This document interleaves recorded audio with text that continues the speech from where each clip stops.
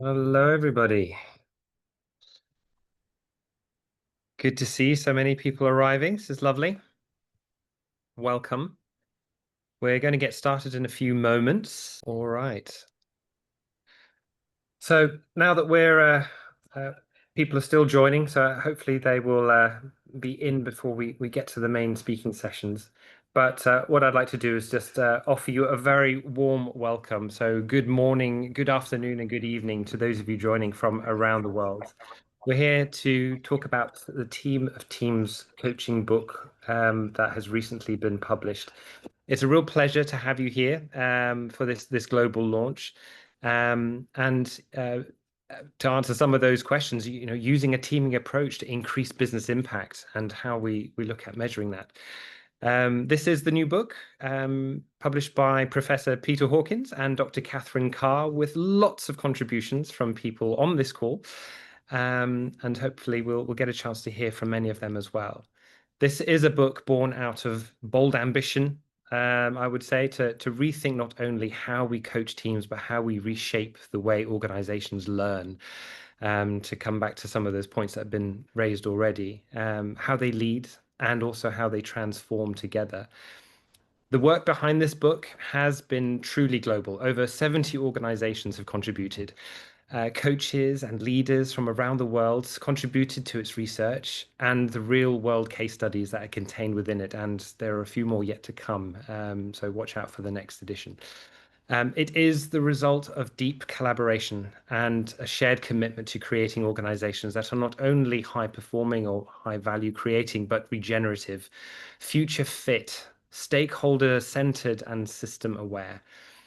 At its heart, this book is about joining the dots, seeing the dots in the first place, maybe, between team coaching and large scale transformation, between leadership and learning, between performance and purpose. And today, it's about joining all of us in a shared conversation about what's next. We're so glad that you're here, and you'll hear directly from Peter and Catherine and get a glimpse behind the pages and have the chance to reflect, connect, and maybe even be challenged in the best possible way. So, whether you're here for inspiration, insights, or just a strong sense of what's possible, you're in the right place. So, welcome and enjoy. So just to quickly go through the agenda, you've heard from me already, so let's look at what's next. In a moment, we're going to hear a short reading from the book from both Peter and Catherine, and we've got a wonderful colleague and partner, Trace, who's going to do an interview with the two of them, who I'll give a bit more of an introduction in a moment, followed by the research panel, who are going to be having a conversation with Catherine to explore some of the work that they did and what the learnings have been coming out of that. That'll be shortly followed by, drum roll, please. A Q&A from the audience. So what I'd like you to do is, as things come up for you, please do write them into the Q&A box. And what we'll try to do is, if there's opportunity to answer those directly in the box, we will. But there may be some that we can pick up and have those conversations live with the panelists. We will share a few video endorsements that we've compiled from some of our wonderful colleagues about the book and the difference that it's made. And then shortly after that, we'll have a chance to have some thank yous to be able to ensure that we can recognize all the people that have contributed to this research and share a little bit about the forthcoming programs that allow everyone to have the benefit to learn and partake in what these programs and the team of teams is able to help support. And we should close by 1:30. So apologies, the times are in UK time. So if you're good at your time conversions, you'll be absolutely fine. So with that, I would like to hand over swiftly to Peter and to Catherine. Thank you, Nathan, for the beautiful, always eloquent introduction. It's really lovely. And welcome everyone who's here. It's such a beautiful, warm gathering. I can see familiar and also new faces. It's really lovely. So, and a big welcome from me as well. So, if you could make sure that both of us are highlighted, that would be great. It's been an absolute pleasure working with Catherine on this book, which has been a 2.5 year journey, and we'll talk more about that a Yeah. bit later. But we thought, just to kind of, for those of you who haven't yet had a chance to read it, we would read 3 short readings. The first one is right from the welcome. Book starts with a whole welcome section, and then Catherine's going to read a bit of which starts to define, and this is based on all our research of best practice around the world, what is a systemic team of teams coaching approach. And then I'll just do a very short reading, which is a call to action from the end of the book, the last paragraph. So in the welcome, we write, to achieve transformational partnership between an organization and its wider ecosystemic levels requires leaders and team members across any organization to move from atomistic and transactional thinking to multi-layered systemic perceiving, thinking, doing, and being. In our work, we've increasingly become aware that traditional forms of team development and team coaching have been constrained by outdated and unhelpful language and assumptions, which focus on the team as a bounded system and on its own performance and success. In the same way, we've argued that we must move away from seeing the individual as the unit of learning, development, survival, and flourishing. And instead, we need to move beyond seeing the development and coaching of a team, not as an end in itself. This requires seeing all teams through a larger team of teams perspective, which focuses on how the team collectively teams with all the other teams up, down, and across the organization. The team of teams perspective also perceives the team as needing to partner with all its stakeholders in service of the wider whole so that they truly become ecosystem partners. So that just gives you the welcome. And Catherine, let's hear about what is systemic team of teams coaching. Thank you, Peter. And I echo the delight of working with you over this last period and in part creating this thought leadership. So we get asked this a lot already. So what is team of teams coaching? So let's lay the foundation. If any of you are reading along, I'm on page 20, going to 22. Defining a systemic team of teams approach. The systemic team of teams approach, which we also abbreviate throughout the book as STATA, begins by looking at an organization as a living system, which is both nested within larger systemic levels and has within it several semi-autonomous subsystems, functions, and teams. So the approach focuses on improving the interrelationships, dynamics, and partnering between teams vertically, horizontally, and transversely to increase the synergy, ensuring that the whole becomes more than the sum of the parts.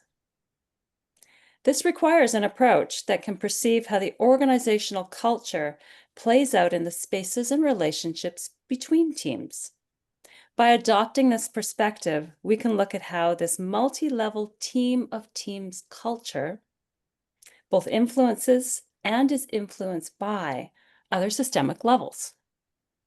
This includes the two-way impact on team dynamics and individual employees, as well as the reciprocal effects on the wider stakeholder ecosystem, communities, and the broader environment. STATA requires an appreciation of organizational design, culture, strategy, and learning, as well as team and inter-team dynamics. So that's the beginning. We're going to go through the definition. So bear with me, but this is the foundation, and we want you all to really be thinking about how does this apply to your work, okay? What are you doing now? What might you include? Because if any of you are in this field, you will be asked to define this. Okay, building on the concepts above then, defining a systemic team of teams coaching. is an organization and ecosystem-wide intervention designed to foster effective collaboration and synergy among multiple teams by focusing on partnering vertically, horizontally, and transversely across the organization, as well as effectively teaming with stakeholders beyond the organizational boundaries. It ensures that the team of teams functions collectively and synergistically so that they are more effective than the sum of their parts through collaboration and partnering. So we've just nutshelled it a bit more there. So perhaps we should pause it there, because hopefully that will raise questions for people.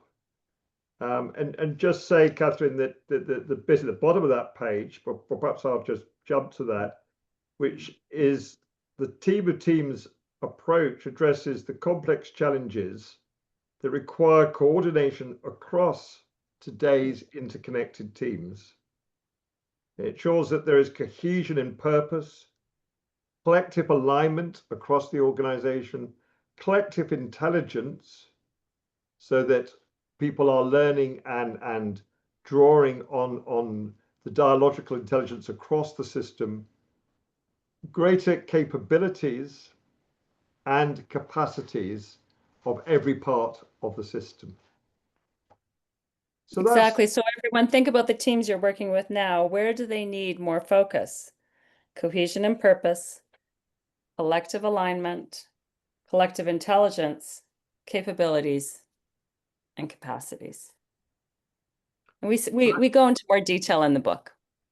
Yeah, and I think very much, Catherine, and Trace may pick this up in the interview, is because we have seen that the limitation of lots of teams and organizations calling in team developers, team coaches, all focused on how they improve their part of the system. But the real challenges lie not in the parts, but in the connections. So this is looking at how you help teams in an interconnected way to drive beneficial impact by the whole system. So let's just jump to the final part of the book, which is the call to action. We end having explored many case examples from right around the world and how you apply this to individual coaching and team coaching by saying, going forward, there is much to be done. The challenges of our time require that we all step up, that we all raise our sights from our local concerns and professional silos to see the interconnected bigger picture. We must realize we are all part of the great work of our times. Thomas Berry illuminates the narrative of this great work very eloquently when he writes, the great work is an era of transition from a period of culture that has been predominantly human-centered and self-destructive to a mode of existence that is life-centered and earth-centered.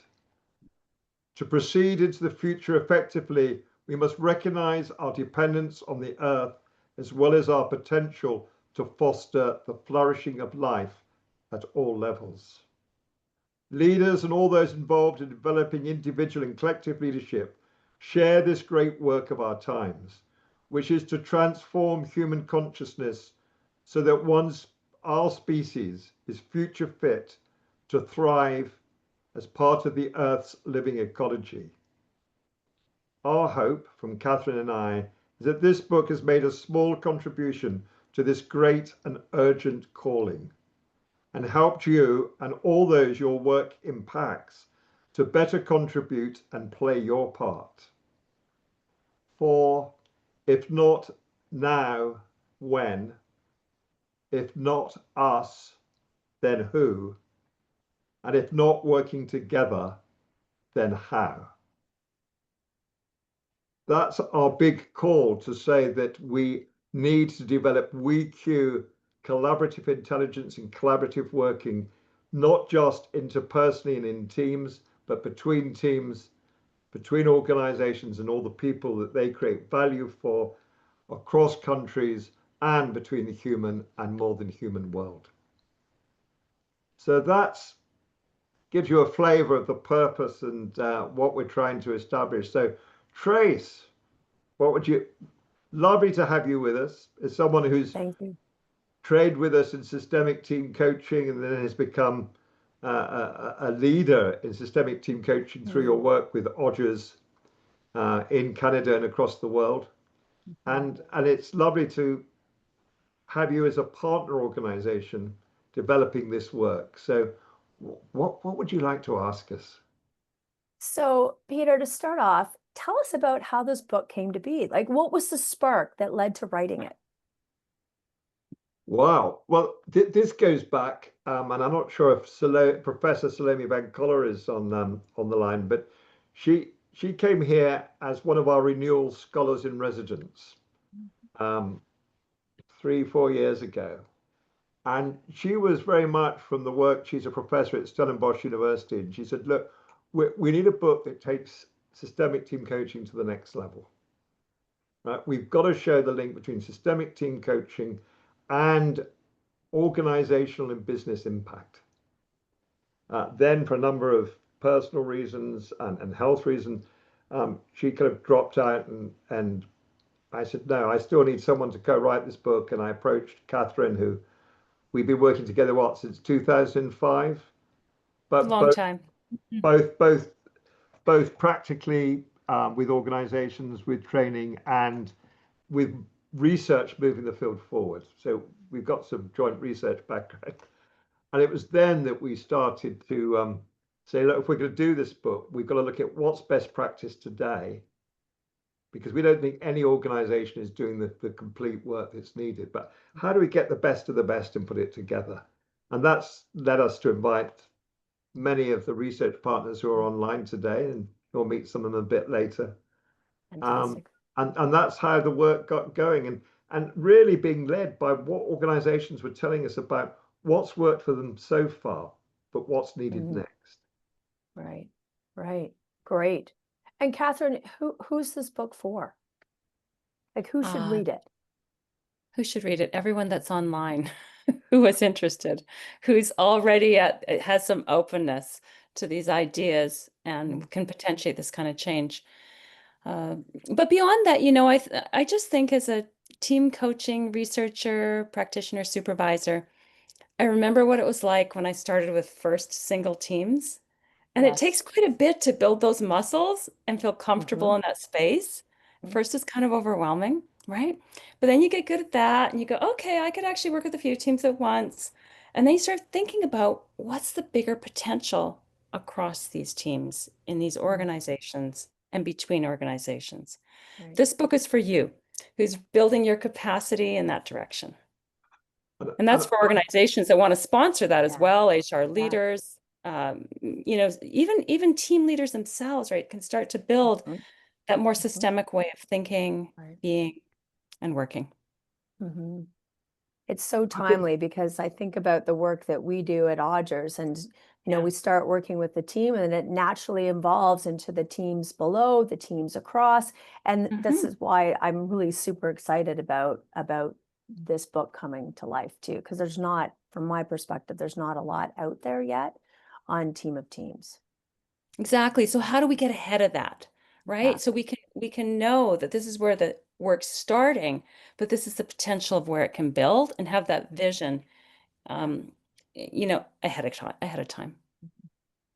I think part of our intention, Catherine, has been also to build a joint language that breaks down some of the silos. So a language that makes sense to organizational leaders, to HR, often who speak different languages, to consultants, to coaches, to leadership development folk, because the bit that it's not just the connections between teams we're trying to address, it's trying to address the disconnections between a lot of the development efforts between the people doing strategy and consultancy and the people doing coaching, that the internal HR people and the external providers and the leaders, so that there's a sense that this is integrated.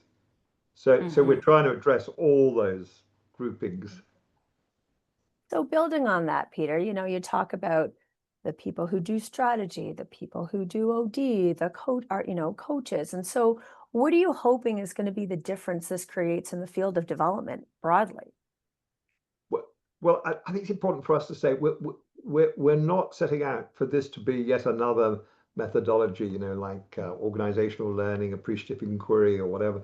We've got so many of those.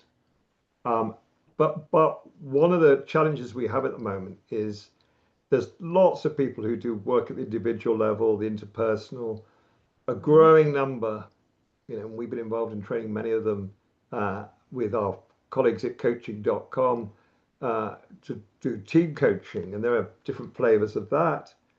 And then you get the people who are doing consultancy, but what's needed is for all of that to come together, so that very much we're trying to integrate what's done at the individual and team level with what's been needed at the organizational transformational level, and the whole stakeholder world that the organization's having to work with.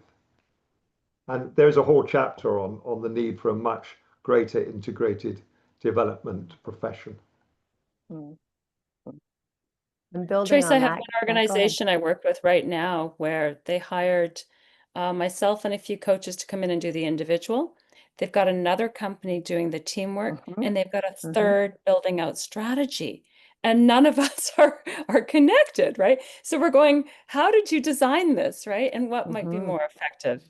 At a minimum, let's start to connect across these three areas. Right. And what I love about that, and that requires the external partners to then also be connected to, so that it can be really integrated as well. Yeah. Exactly. We'll trust you hired the best of the best, but let's do the best of the best of the best. Let's pull it together. Yeah. So Catherine, for you, so what will we learn? What's new in this book that we haven't read before, and how will this really help us do the work that we do and take it to the next level? What's new? Part of it is about strengthening. For everyone on this call, the latest training you do suddenly is what you are coaching to in your next sessions. So it feels like it just strengthened it for me and consolidated it, and so that I'm even more confident bringing it forward, from the get-go. That organization that's hired 3, I'm going to say, hey, what would a joint design look like? What's new, Peter and I did think through, and along with Vlad, his other colleague, the ethics of this, because it ends up being maybe a little bit trickier around what gets shared between teams and organizations. So I have thought that through a lot more as well. Now, Peter, what would you add? Well, I think that whole link to how you ensure that the same way individual coaching often starts from the individual needs rather than from what does the world need from the individual. The same thing can happen at teams. You start from what does the team want and need rather than what does the organization need from the teams, and what does the future and the stakeholders need from the organization. So I think this is very much providing the bridge between the urgent needs for organizations to constantly transform themselves, and how can team of teams coaching help that journey, that transformational journey. So I think that's really changing our top level training that we do in systemic team coaching, with more and more each year of how the focus is from the stakeholder world to the organization to the team. Right. And how do you work with multiple teams within the same system? And I find too, doing the work, that is a really big mind shift for a lot of teams as well. And it's so powerful, because then it really takes them really thinking more system wide and really addressing the issues rather than this function getting annoyed at this function. And so it really brings it so that everybody's looking at the challenge then too. Trace, I was working with some CFOs separately, working with a team of top nursing and physicians leaders, and they were both addressing the same issues. They had the same remit from the top, but they were working separately. So we designed a team of teams process where we brought them together, and they continue to do this now and have made incredible progress, way faster than they would have figuring it out on their own, because you need all parts. You do. Yeah. You do. So it's exciting to do this work. Yeah. Totally. And Trace, I think just a bit of what Catherine just said, I think the big shift, whether you're working as a coach, a team coach, an organizational development consultant, the real shift we're trying to create is how do you move from coaching parts of a system or separate teams to how do you coach the connections? So I think one of the really important things for us to say is, look, Team of Teams coaching is not just coaching a lot of teams in the same system, but it's about coaching the space between. So the number of organizations I've worked with where we've coached the executive team who then say, yes, but the board doesn't work this way and they don't do this. Right. And it's no good, will you go and sort the board out for us? And we say, no, Right. what we do is we'll work with you and the board to make the partnership between you more effective, right? More than the sum of what you're both doing. Because it's the same with leadership development. So often you get called in by the top teams to say, will you develop the people beneath us, right? And when you go to the people beneath us, they say, and we want you to sort them out for us. And then the people beneath say, no, you should be starting with them up there. And they're both half wrong, because what needs developing is the space between the top team and the next level teams, between the teams and the different functions. Right. So that whole move to coaching connections rather than parts or people, I think, is what's urgently needed across all of the development professions. So I'd love to double click on that and go, okay, so you talk about coaching the connections. What does that look like? And how do you do it effectively? I can tell you that I saw a lot of our research partners nodding on their screens as Peter was talking. So I think we'll hear a little bit in the research panel. Fantastic. How do you coach the connections? Partly, it's a capacity thing, and it's learning to expand your own ability to see patterns and see what's happening in the spaces in between. It's a capacity as a coach and as a professional. And then to think about that, because what's most obvious is what's in front of you, the real people, right? Or the real issue that is bounded, and that's how it's shown to you. But you start to go, well, who else impacts this or is influenced by this that's not in the room, So you just start asking those questions of what else, who else, where else, and zoom in and zoom out with any given issue. So you take, I was mentioning healthcare system. So you take length of stay, readmission. Who impacts that? And who is going to make a difference in those metrics? They're not in the room. They're in the community, right? So I talked about bridging there, but it's actually a much bigger picture. And that gets overwhelming. So you do need to design, where do we start? And then where do we build? And how do we support the leaders really to be optimizing and building this? We're not going to do it all, right? We're here to just help the system to start to shift. And that you raised something there, like, where do you start? Because it can be overwhelming. So Peter, if someone wants to apply this work right away as a leader, as a team, a leader, as a coach or a consultant, what are 3 practical ways to begin? Well, one of the things that came out of the research is where people were commenting on what helped systemic team coaching deliver value in the organization and what got in the way, was the work is so much more powerful if it starts with the leadership team. And that they're role modeling it, and that they're looking at what is it we need to shift in ourselves so that we are a leadership team, not a team of leaders, and that we are working on integration both within the top team, but integration beneath that. And so how are we going to be partner, whoever's coming in to help that work, not just get them to do it for us. So that's step 1. Step 2 is that once you get to work with multiple teams, I can give some examples of this, it's really important that all the team coaches that are working in there have a shared supervisory reflective space, right? So that they're not there just to make that team better, but they are there to deliver what's the cultural change and the connectivity change and the alignment that needs to happen, right? So that they're not just, and then of course you have to deal with the fact that they all get over identified with their own teams and replicate the pattern of the organization, and that has to be worked through.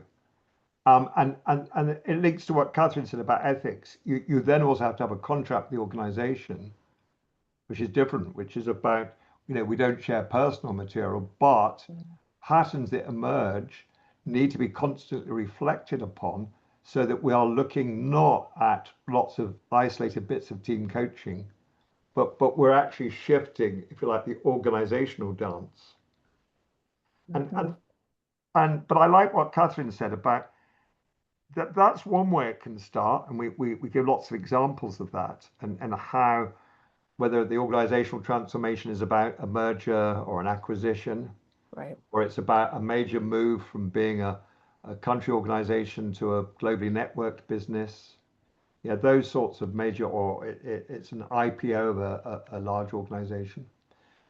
But also it works at other areas where, like Catherine's example, when somebody comes along and says, look, we need to sort this out, we're asking which are the teams that need to be in the room for that to really get sorted and to take off, right?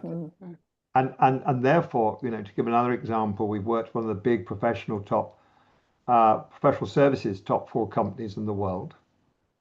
And there, one of their critical things is, how do we work with global organizations as an integrated, joined up client account team?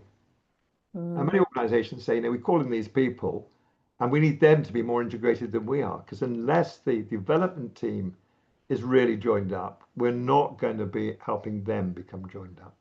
So we've done a lot of work of how do you coach a client organization and a professional services provider and have them both in the room, and you are growing the teaming capacity across the boundary. Fantastic. I just want to add, build on what Peter just said, just add one more thing for the audience here. So, Peter's indicating there might be different approaches. There's the iterative journey. You started with the top leadership team, you built from there, and it grew like this. It also can start with a larger goal right from the get-go. The whole organization says we're transforming, we're going into this AI world, and we want all our teams ready now. So you're going to build something that's got some agility to it. And you're probably not going to work with every team for 3 months or a year. You're going to be building and designing what creates the shift that the world is needing this organization to step up to. It might include training. It might include some new working committees and to help move the transformation forward. There's all kinds of pieces that you might design in from an OD and coaching world. Right. So it truly is multidisciplinary and bringing all different facets together as well. Absolutely. You got it. So that picks, okay, so I'm curious about that. So having written the book then, Catherine, so what's still emerging? Because this is definitely a different way of going about the work than the traditional team coaching or the different team effectiveness. And so I'm curious, where do you see it going, the emerging in the field? Well, I'll just say practically, Peter and I want to write an accompanying casebook to really illustrate different scenarios so that all of you on the line can see yourself in it, right? You can see what's next in your work. There's what I think, but there's what even bigger, what you all think. I think we're going to socialize these terms with the shared language in the field. It's what I did when I first, and Peter and I first researched team coaching way back, was to create shared language. So if we can bring these terms forward, create a shared understanding, we can start to then move it forward. I think organizations are asking now for team coaching. That wasn't happening 10 years ago. I think they'll start asking even more for what are we going to do that's going to actually make a difference across our organization, even if you're starting with this team. How does it meet our goals? And what are the metrics that show that? And we've got some folks on our research panel that are brilliant at this. Yeah. And I think, Trace, every organization, whether they're in the public sector, the not-for-profit, the commercial sector, whatever sector they're in, has to be asking at this point in the history of humanity, how can we double our beneficial impact in the world? Mhm. You know, the whole book that Paul Polman and Andrew Winston wrote about net positive organizations. And I think it's tapping into that and giving people some help in designing, well, what's the journey to actually do that across 3 years? Yeah. So in the book, you know, we want to do this case study book, but already in this book, there are 12 case studies of different lengths, showing the application in different fields and different sectors. But just to bring out one, GHD, who there's quite a case study on that we worked with for over 3 years. You know, they were setting out how can we really grow our impact, become a globally networked company rather than number one in Australia and New Zealand with international outposts. And part of that was to transform their work. So it was not just a cascade of teamwork from the top team downwards. It's how do we bring all the critical teams together to co-create that which is going to transform our business. And that was a 3-year journey, but a 3-year journey that grew their profitability, their revenue, their geographical spread, their integration, but also their employee satisfaction and their employee retention. So we were looking at the benefit for and their client and partner satisfaction. So we're looking at, because there was a question about evaluation, we're looking at how do we create value creation for all the people that they create value for, not just shareholders. Right. Wonderful. I see Nathan's come on to tell us that. Yes. I have arrived to move things forward, and we could listen to you both talk with Trace for hours. I think both the dialogue, the questions, and the insights that are coming through are just incredible. There's a wonderful array of questions also emerging. So we'll take a moment after the panel discussion to look at some of those, because I think more will come. So this next part is the panel discussion, and what I'd like to do is just to give a moment to introduce who's going to be speaking. So Catherine Carr, as you already know, from Vancouver, not from Vancouver, from Victoria in Canada, who's going to be hosting the panel discussion. And she's going to be joined by Lucy Shinuda from Toronto in Canada, Susan Douglas from Nashville in the USA, Fatima Ribeiro from Porto in Portugal, and Beata Barkoji, and apologies if I pronounce any of these incorrectly, from Budapest in Hungary. So I would like to hand over again to Catherine, who, bless her, is suffering slightly or recovering from a sinus infection. So we will care for her deeply as she attempts to have these conversations with these people. But over to you. Oh, but I'm letting that be in the background. I have a new 10-year-old grandbaby, so, you know, try not sleeping all night. This is nothing. Okay, so I just first want to say thank you, thank you, thank you. You can see this list of all our research partners. And there are many, many, 76 organizations and companies that go out from them. So we could not have done this research in this book without you all. And you may not be on this panel, but we'll probably ask you to be on another. And thank you. We have a few today with us that we're really delighted to have a conversation with you about. And just for everyone listening, we wanted them to think about 2 questions in particular.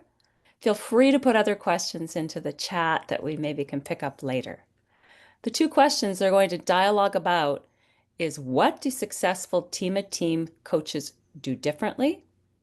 And the second question is, what's one shift you've seen when teams begin connecting across silos?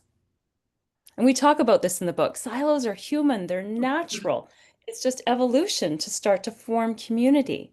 but we can start to then protect community as well. So welcome, everyone. Thank you again. Let's start with the first one. What do successful team of teams coaches do differently? And Lucy and Susan, I'd love it if you head us off. Thanks, Catherine.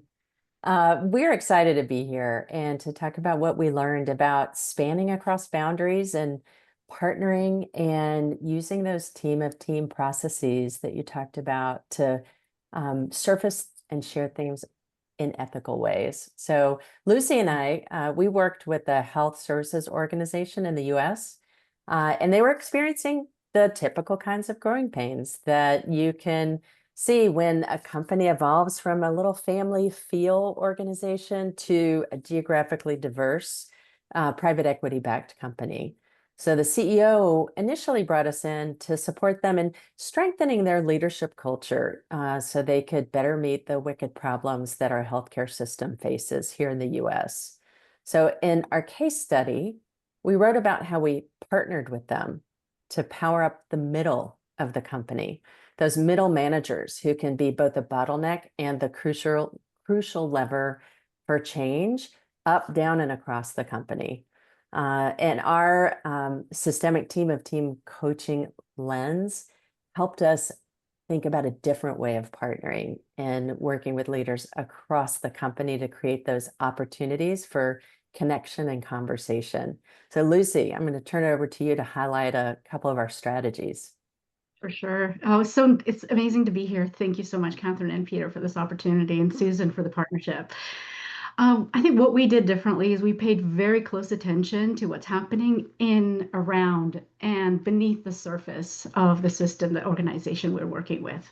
It's the unspoken, there's the avoidance, the resistance, who's missing from the conversation, and where the disconnections live. So what was fascinating for us was noticing those emergent moments. They were quite emergent. They didn't appear right away. And a pattern started to repeat. Energy started to drop or elevate. And we leaned into those moments, connecting the dots, as Nathan mentioned earlier, as a cue to adapt. And we adapted to coach the connections, as Peter mentioned. We recognized that there's an opportunity to bridge boundaries and acted by creating these new conversations that Susan mentioned to bring to focus what we're hearing and noticing across the system. So for example, we invited supervisors and C-suite together in a community of practice meetings, a series of them, and that fostered those greater capabilities and capacities that you mentioned in the book, Catherine. And what we did there is we harvested the learning that we were noticing, and it revealed friction, which we needed to be surfaced, and it also revealed the benefits of that cross-functional teaming across teams. Thank you for sharing that. I just want to bring everyone's voices in. So who would like to build on that? I can build in the work that we have done. It's interesting because I'm from Portugal, but I have lived several years in Latin America, and my researcher partners were from Brazil. So we are representing different cultures here. And the case study that was highlighted in the book in chapter 9 was a case that I think it's very interesting in this incremental journey of a teams process, because it was with a family business, a company with almost with 47 years, more or less, nowadays, but with in Brazil it's a medium company, but in other countries it will be a large company, and the process was very interesting because it also began with the team coaching of the top leadership team. And one of the things that we discussed is that we think it's important is really, okay, how can we really align the team coaching with the business strategy in a way, and really began to also develop this systemic awareness. What are the main mapping the main connections and interdependencies?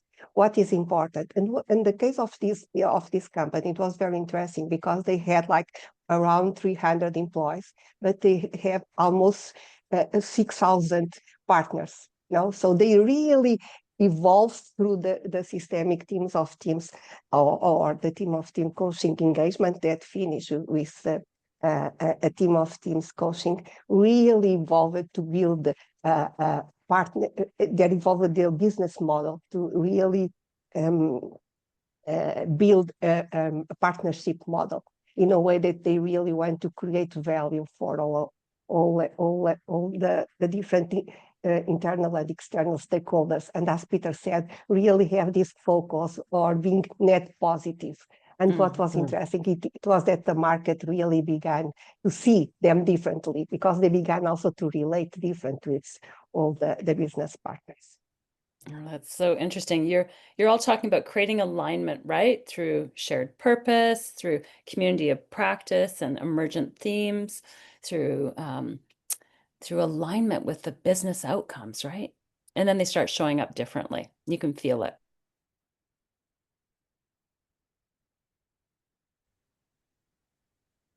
Yeah, I couldn't hear you, Catherine, but I believe that it's my turn right now, and I'm really happy to build on what Fatima, Susan, and Lucy shared.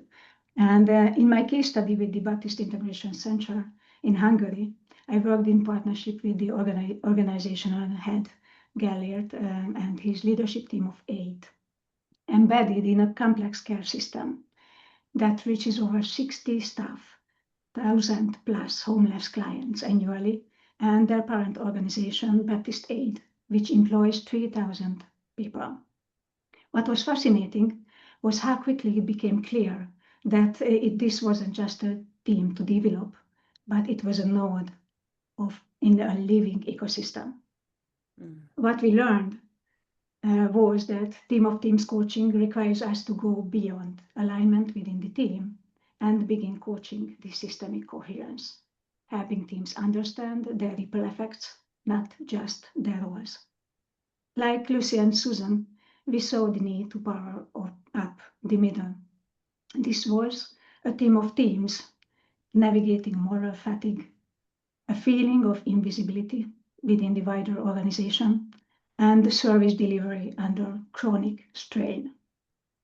Coaching evolved to focus on enabling adaptive capacity, like you said, Catherine, before, and supporting leaders in staying connected to their values and to one another without slipping into heroic rescue or organizational burnout. It's about shifting how teams understand their role in the system and then helping them make conscious and collective action from that place. So what we did, we moved from siloed firefighting to co-creating a 5 years future back plan, grounded in stakeholder dialogues and empathy mapping. And the aim was to reconnect strategy with people and purpose. Like Fatima, we experienced how development intent lives beneath the surface, and how our role was to lift it up and make it actionable across layers. So what was the result? A shift from silos to shared strategy. A stalled initiative got unlocked funding, and perhaps most meaningfully, staff and clients felt reconnected and seen. What I would and we want to pass on this is team of teams coaching isn't just about scaling team tools. It's about enabling collective sense making across boundaries so the system can evolve through the team. Thank you. Lovely to hear. You know, leaders and organizations are all going at such a fast pace, right? And reflect and get aligned again with purpose and where you're headed and one another is such a multiplier effect. It makes a significant difference, right? And as these are all large projects you're hearing about, everyone, but they started with just a conversation. They started with, hey, we've got this we've got some new metrics we need to make good on, or I'm just wondering how you can help. And it's learning to partner in those conversations, sometimes starting with one team and building out, and sometimes going for that bigger vision and then going from there. So brilliant. Let's take a little bit of time, a quicker round on one shift you've seen when teams begin connecting. And I already hear a lot of it. So what would you add in addition to what already has been said? One shift you've seen when teams begin connecting across silos. I'm going to start. I'll just add one. Teams I worked with, they went, "Oh, I didn't really realize you saw it from our perspective." Like, we kind of type people a bit, and we forget that those leaders on those other teams are whole leaders and multidimensional. We start to see the strengths in a bigger way that we can access in our partner and sister brother teams. How about what do you see? I can go next, and I would like also to give recognition to my research partners, Bianca Itchinger and Susana Azevedo from Brazil, that really also conducted the case that is highlighted in the case studies. And there are two things that I think this is also a change of mentality that really, and with this company, they really wanted to align in one Lerveros, one company. So they really need to build the trust, the decision-making processes, and empower people. And it was interesting that they used like two sentences. One is always be aligning, and this comes from always be comes from always be contracting. Yes, from Peter, But and the other thing that they use it for me, it's very interesting, is obvious is not so obvious. So really, how to really be changing and reframing the suppositions, and in a way that we can really, and what we saw in this case, it was really an enhancement in relationships and in better dynamics in the team, and also an enhancement in governance. Everything, all things in the process. Everything starts to shift. Thank you. Yes. Obvious, not so obvious. Who wants to go in next? Via, do you want to do one next? Yeah, One shift? One shift. Okay. You mentioned earlier seeing the patterns across the different layers of the system. And in our work, the real change happened when the team just started to see that the tensions they are recognizing, the systemic tensions like, firefighting, fragmentation, or disconnections are showing up in every part of the organization. And as they were recognizing that they are really not just reacting to the system, but they are reproducing it, that was the recognition of if we are able to reproduce that, then we are maybe able to shift it. We are the system. So how do we move into response? And to close up, Lucy and Susan? Yeah, I mean, it was really fascinating for us to see them, we're coming together in a team meeting, friendly with each other and getting along, and underneath the surface, there was something else. We couldn't quite put our finger on it. And what we started to notice is they started to rather than step back and not own up, they stepped up and they stepped in to that shared accountability within the teams and across the teams and across the layers of the organization. It was about really collective alignment, coming together collectively, whether they're working together in a single moment or working collectively on their own. And they were craving that. And show up in the organization. People notice, right? Yeah, Susan. And they did notice that. We followed up with them a couple months later, and in their own words, their experience of these connections was contributing to a sense of growing resilience. And they said, we don't have to know exactly where we're going when we get into a challenge, because we can work through things together. That was a real shift for them. Amazing. Amazing. Thank you all. I just love what all of you have contributed and the picture together. And there's so much more, right? People can read about it in the book and know that even if you're working with a single leader, but you help them expand their way of thinking, it can make a huge difference, just those on the call. Nason, what are you hearing? A lot of similar things. I was reflecting. There's one organization I'm working with at the moment, and for them it was the realization that they could actually talk to other people that weren't in their departments, and that even though they were in an unrelated part of the organization, the amount of insight they would get about themselves and about what they were doing impacting other parts of the business. It's almost like, oh yeah, I couldn't I? And you know, it resonates with a lot of the questions and reflections that people are sharing as well in the Q&A, which is around how do you move from working individually or with team coaching to it becoming a team of teams. So I think that's something we can pick up in the next conversation. So if I can bid adieu and thank you to our wonderful panelists and invite Peter back Thank you. and explore some of these as well. So thank you. I love that. Thank you, everyone. And we do work through this in the book, sort of the history and evolution to working with a leader, to the team of teams, and the different journeys that can follow. The ethics, supervision, and the way forward. And then there's some pieces in the middle. Thank you, Nason. Very welcome. Thank you. It was a great conversation. It was lovely to hear all of those. So, Peter, if I can ask you to come back and join us, I'm going to share some of the questions that have come through. Let me add to the spotlight. There we go. All right. So, first question. I just got to ask something, Nason, first. Go for it. I know Yeah. I'm stealing here. Go for it. Stealing the moment. Peter, what did you just hear? Because Mm. Peter has this brilliant ability to theme at another level.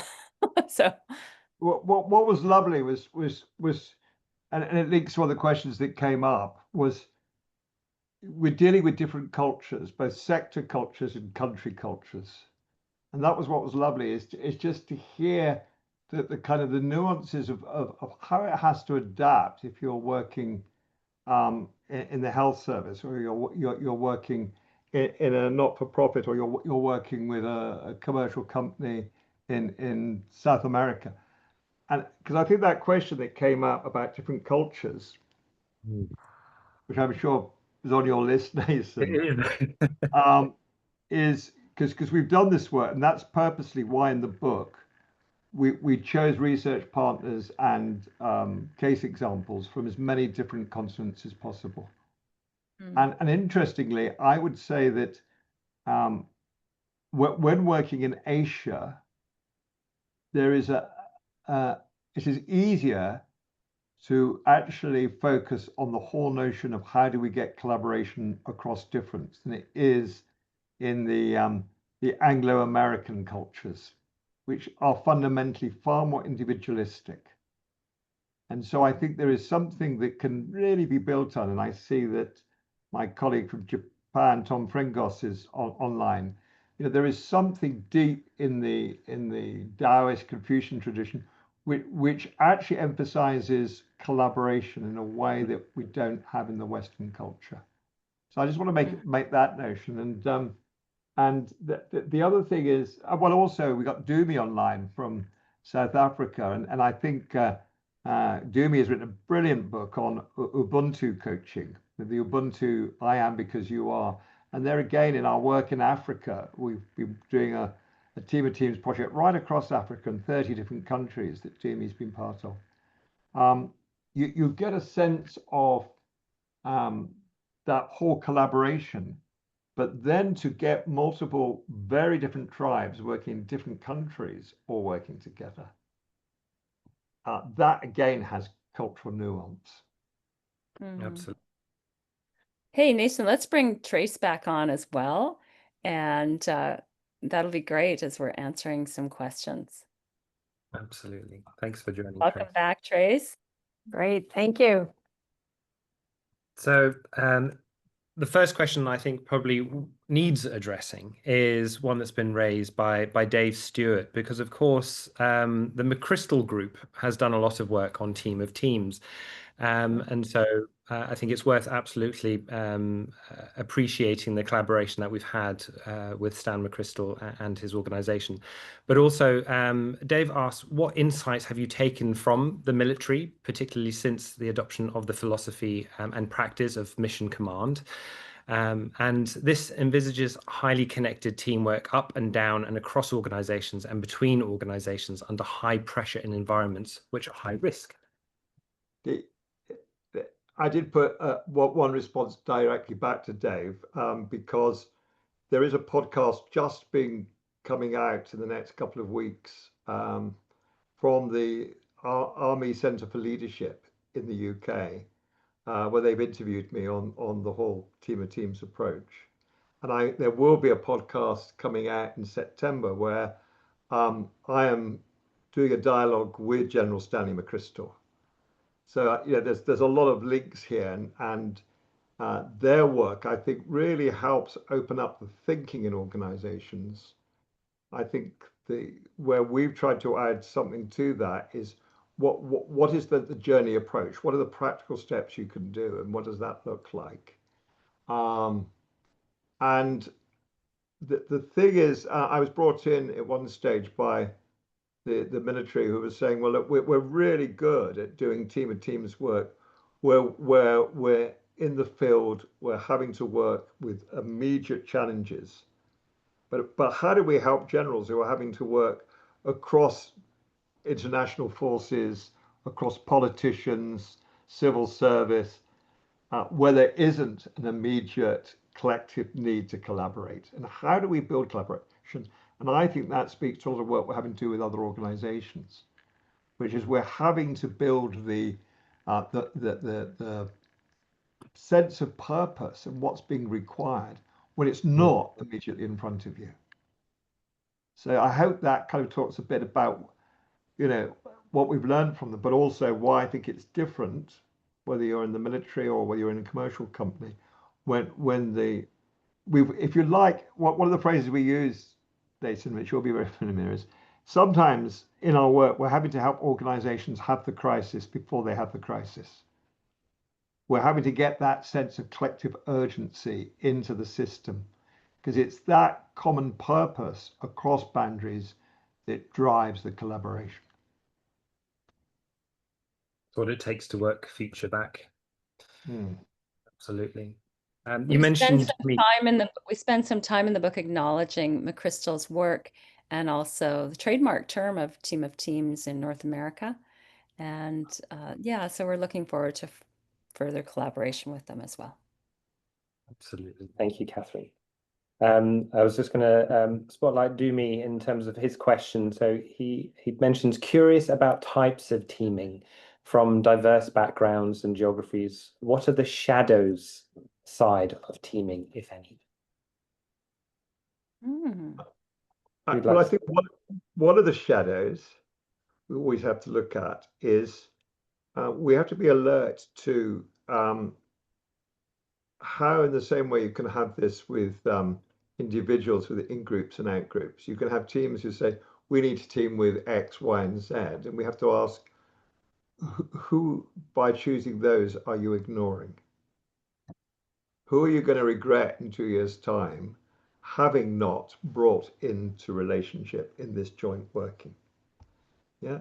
And I think it's very easy out of history and assumptions for people to say, oh, well, we just need all the teams at the next tier, right?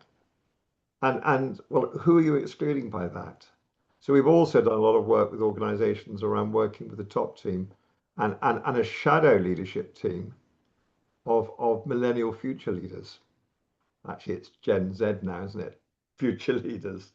And then working with how do the top team with those, not just give them a challenge and hear back their feedback. And that's fascinating. I think we mentioned that in the book, don't we, Catherine? It's so how do we keep extending who needs to be inside the circle? How do we team with teams outside our organization that are critical to us making a difference in the world? And what comes up for me there is the work that we're doing with the team right now with helping the the executive team and the board, and that those connections there, so that they are really having better conversations. There's more alignment, there's more collaboration that way too, and the challenges that go along with that. Yeah, and we're with Trace in Turkey in October, where we're doing a whole workshop for board chairmen and CEOs around how you create that partnership across that boundary while recognizing different responsibilities and roles. I'll add two last bits. Just one more practically is we've got to watch collaboration overload, right? That now we have even more meetings, meeting Monday, right? So many teams now I'm doing meeting and time audits. How are we going to get back 20%? So we want to be really intentional about this so that we are generating more value and more results, not just adding more meetings. I'll leave it there so we can have another question, actually.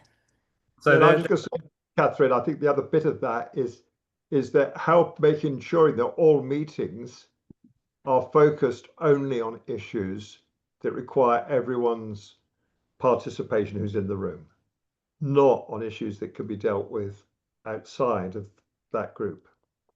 Yeah, you can have 20% value tomorrow, everyone on this call, if you think about meeting effectiveness. It's one of the number one issues that we want to tackle. So true. Okay. There's been a meeting number effectiveness. What's next that only we can answer? Well, there's been a number of people. So I'd like to thank Sharon, Stickland Clark, Sue Coyne, Dave Stewart, and others who've all brought up a similar theme around the language that is used. So the idea of ecosystem partners. How do we introduce the idea of team of teams when organizations are barely grasping team coaching, and how do we leapfrog that forward? And do we need a massive marketing initiative in order for this to take hold? So I hear two questions. One on the language, and one is how do we move team of teams work forward? Why don't I take language, and Peter, you can move things forward. You want to do that? Go for it. Yeah, go. Let's do it that way. Okay. I think we're evolving. We're trying to find the right language here, and some of our partners online have been helping with this. Stakeholder is a colonial term that comes from the time of putting a stake in the ground and taking away someone's indigenous land. So it's got a connotation that is not aligned with our values. At the same time, it is the most standard term used in the field. And so we're thinking about how do we start to transition the language. So perhaps it's starting with stakeholders, but as we move and start working with them, they move towards partners. We're still working on that language shift. I often say stakeholder partners, or I say, you'll often hear me also use ecosystem partners. So that's, I'll pass to Peter here. Yeah, and I think the other thing we were battling with is that there is a difference. You don't have to be a partner with every person who the organization is engaged with. So how do we also have a language that distinguishes? Because in our work with teams, we talk a lot about who are the people you have to engage with, but who are the people who should just be a transactional relationship, but a partnership relationship. So it's not just a matter of replacing one term with another. It's also having a nuance that can still show that difference in type of partnership. Right, just as you have a billion meetings, you can have a billion. Yeah. But the other thing is, how do we take the work forward? Well, I think the first thing to do is how do we talk to organizations not about, oh, you need team coaching or you need coaching or you need OD. We should never be talking about the inputs. We should be talking about, okay, what is it your team, your leadership, your organization needs to do to increase the benefit it can create for all the people it serves. And then, what's getting in the way of that happening, and what would help you do that at a far more impactful level? If we start future back and outside in, then the language of the input becomes irrelevant. It's like, what our mindset has to be is we will bring in an integrated development approach, which will help you develop not just the parts of the system, but the connections. And I think it's that switch which is fundamental in our language. Let's not try and market our language to people, but find a language that doesn't start with their language, but starts with what's really necessary. What's the world of tomorrow needing from this organization? Yeah, be really outcome focused Yeah. and the impact. Mm-hmm. And even beyond outcome focused, because even that could get into, we need this goal, that goal, the other goal, Right. to value creation for all the people we create value for. Lovely. And just beautifully timed. So I'd like to thank Susanna Azevedo, who came on with her hand raised, but then disappeared off quickly. And she's put into the Q&A. In Brazil, there is a translation called interested parts or partners. So it speaks beautifully to that ecosystem partner already in the system. So that's really lovely to see and hear. So thank you for sharing that. That's really nice to see. And Nathan, can I just share another question? It came up from Maxime. I was looking at where I didn't have a chance to answer in writing, where she said, "What's the difference between a team of teams and organization?" Yeah. And I think that's a very, very astute request for clarification. In our book, an organization is a living organism. Right? It's not made up of the people who are in it or the systems that were in it. It's a living organism that is there to create value for a whole series of other people. Whereas a team of teams is an approach which is looking at the holistic health of that living organism, and as well as the holistic health of that organism, the beneficial value that organism is creating for the world of tomorrow, right? So that's, one is an approach and one is defining what is the living organism. So I hope that helps, Maxine. We are tight on time, so we see that there are lots more questions and we've noted them down. And what we'll do is we'll do a follow-up to this with a few answers to those as well, which we'll share with the recording of this book launch as well. So don't worry, your questions will go answered. I nearly said will go unanswered, but they won't. They will be answered. All right. So thank you very much, Catherine and Trace, for joining us and answering some of those. Peter, I know this is very much against your policy, but would you mind sharing some endorsements of your book, please?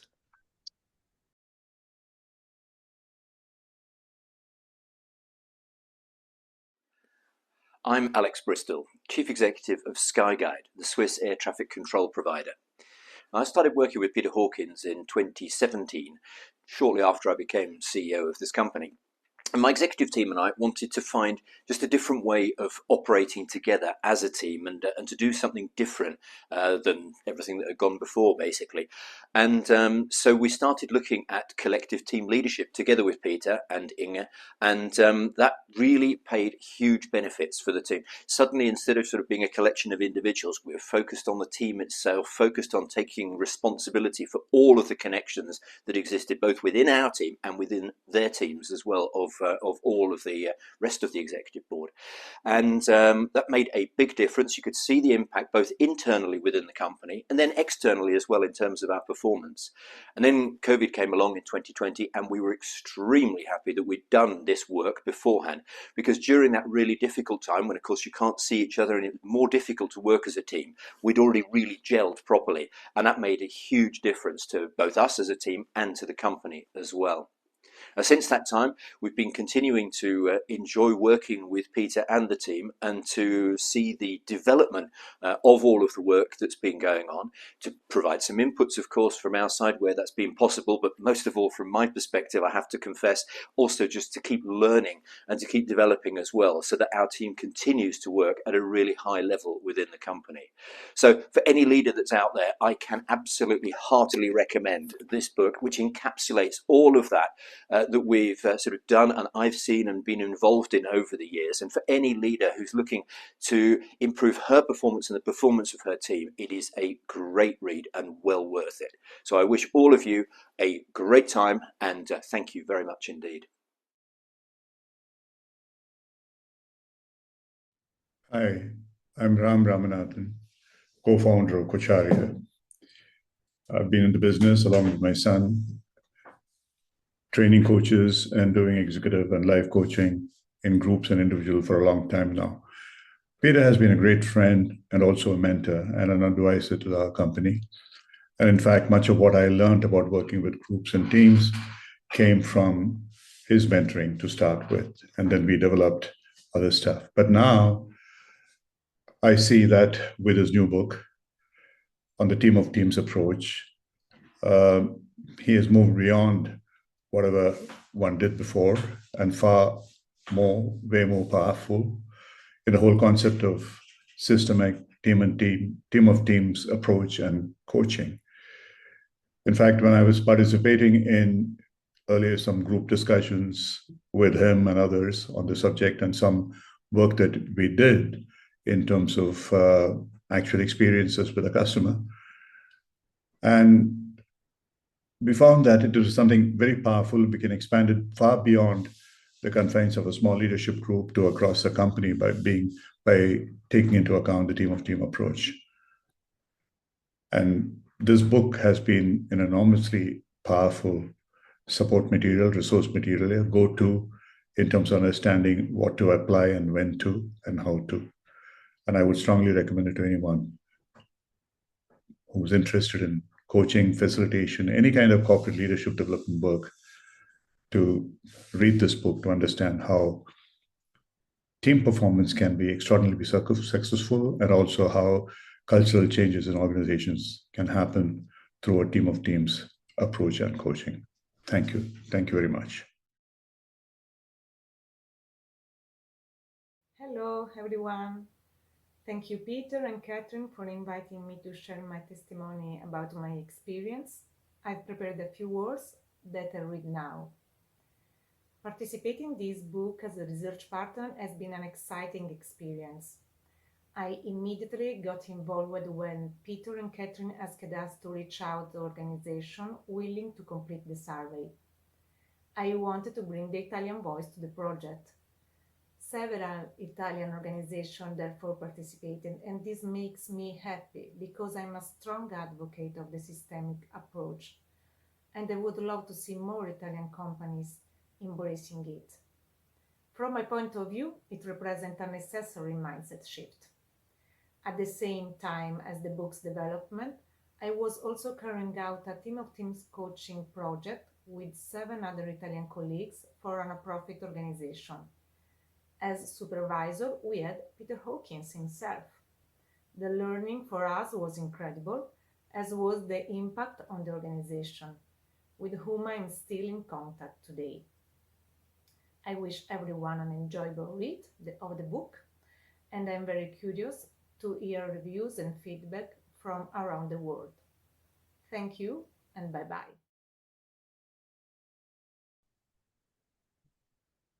It was lovely. Raphael is from our senior practitioner program and one of our senior associates amidst many, and we appreciate her endorsement here. So Nason, we've got, I think, a few trainings just to note if anyone's interested, as well as the book. Maybe you can lead us through that, and we can, raise a glass to cheer here as we come to the close. It would be lovely if maybe if you've got a mug, in my case, some Lipton iced tea, anything to hand in order to just raise a quick toast. So firstly, to thank everyone who has contributed to this incredible work. the information, the insights that it provides for practitioners like ourselves to be able to make meaningful differences to the people that we partner with. So to the book, to our writers, to our partners, thank you very much. Cheers. Cheers. And if there's anything anyone would like to also share in terms of what they're excited about, in terms of what you're most excited about, what the work that you're doing and how this will take organizational transformation forward, I'd love maybe if you'd like to unmute and just say maybe in 2 or 3 words, what excites you most?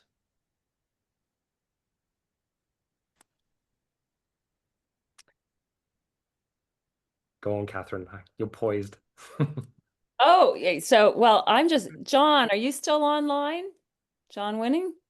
I am, yes. It's delightful to see. I look forward to seeing you while you're still here in North Carolina. Wonderful. We have lots of things to talk about. Couldn't be more excited about this and how my own systemic team coaching has been going and moving along. Wonderful stuff. Thank you, John. I know we're looking at an initiative within the Presbyterian community, and I'm excited about doing that with John. And Dumi, you put your hand up. Yes. What excites you? Brilliant. What excites me is being able to step into the systemic collective sense making that this book offers us, opens up our collective eyes. I love that. Looking forward to reading it. Thank you. Thank you, Dumi. And Jennifer, you've written lots of, well, at least 2 very important books in this area. What excites you? Hi, everyone. First of all, a great congratulations. I think this book is so needed now, more than ever before. Personally, I'm really excited about hearing the connectivity across organizations and beyond, because we know that it's not just business that is going to move the world forward. It is so many things. So Peter and Catherine and team, bravo. I'm really looking forward to cracking open my copy. And it's been great to see so many colleagues from all over the world here today in celebration of yet another, I think, evolution of our field of practice. So congrats. Thank you, Jennifer. And I know you will be leading the pack in applying it all. Absolutely. And perhaps we could also call on Michelle, because in France you have done a lot of work in this area, and it'd be lovely just to hear very briefly what excites you about this next step forward. Well, Peter, thanks for mentioning me. I'm excited about supervising this. This is what I'm working on. And I'm making some progress, and maybe we can share our ideas in the future. It's so important, Michelle, because I think the whole notion of how do you supervise internal and external team coaches so that they are a team across boundaries and more than some of their parts. And that's where I think... In fact, they are not a team, they are a kind of cloud. Yeah. with subclouds which can sometimes be teams. I mean, I think it's difficult to study, but I'm happy to share my ideas with whoever wants to learn about what. Very rich. You know, we talk about, instead of matrix structures, we talk about mesh, which I think your cloud analogy is even more effective. All those particles that are dotted together. Thanks. I just wanted to say a few words of thanks before we sign off, in particular to our partners, Coaching.com, who have been wonderful in the background, seamlessly supporting us both here and in many of our programs, which we will share on screen now also. But particular thanks to Elsie and Kristen, who have been silent throughout, but they're helping us to make sure this all runs very smoothly. So thank you to Coaching.com and all of our colleagues there for their support. And in terms of upcoming programs, so our practitioner and our senior practitioner programs, which are open for registration now, incorporate much of the learning that has come from this research. So if you are advancing your practice, then please do look out for those, register if you want to continue your development.